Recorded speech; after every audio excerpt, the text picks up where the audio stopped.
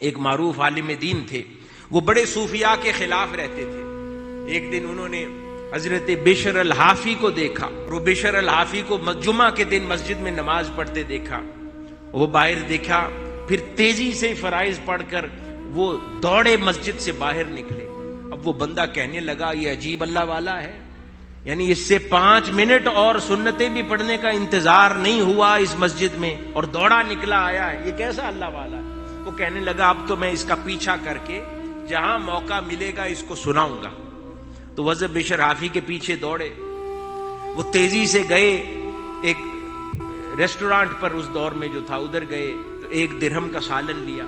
اس کو اور غصہ آیا، یعنی اس کھانے کے پیچھے مسجد کی نماز چھوڑ کر بھاگا ہے۔ پھر دوسرے تندور پہ گئے، 1 درہم کی روٹیاں لی، اور غصہ آیا۔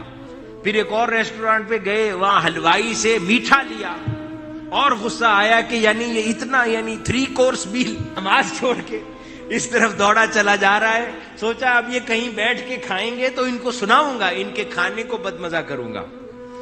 اس کے بعد وہ کھانا لے کر، روٹیاں لے کے ایک صحرا کی طرف دوڑا۔ وہ کہنے لگے کہ میں نے سوچا اب اس صحرا میں کوئی لیک تلاش کر رہا ہے، کسی پانی کے کنارے بیٹھ کے کھائے گا کھانا۔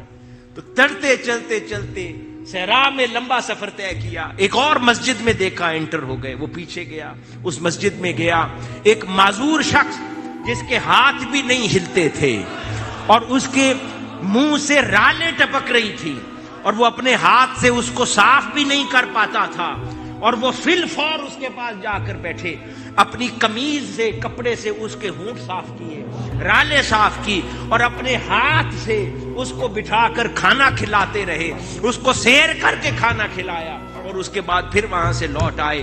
نہ کوئی دیکھنے والا، نہ کوئی سننے والا۔ یہ اللہ اور ان کا سیکرٹ تھا کہ وہ شخص جو اپنے ہاتھوں سے خود کھا بھی نہیں سکتا، وہ نماز کے فرائض کے فوری بعد دوڑے دوڑے اس معذور کو کھانا کھلانے کے لیے آئے تھے کہ وہ بھوکا ہوگا۔ یہ ان کا اور ان کا سیکرٹ تھا جس نے انہیں بشر حافی بنا دیا تھا۔